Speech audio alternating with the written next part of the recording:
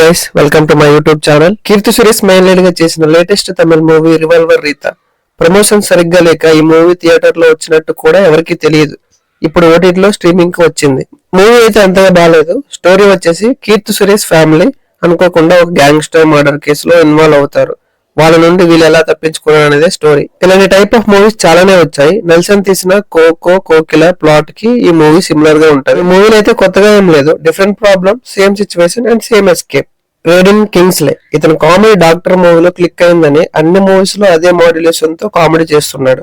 అది అంతగా సెట్ కావడం లేదు. సెట్ కావడం పక్కన పెడితే చిరాకు వస్తుంది. Decent performance by Keerthy Suresh and Radhika Sarath Kumar. ఇంకా టెక్నికల్ పరంగా వస్తే బీజిఎం అంత బాగాలేదు.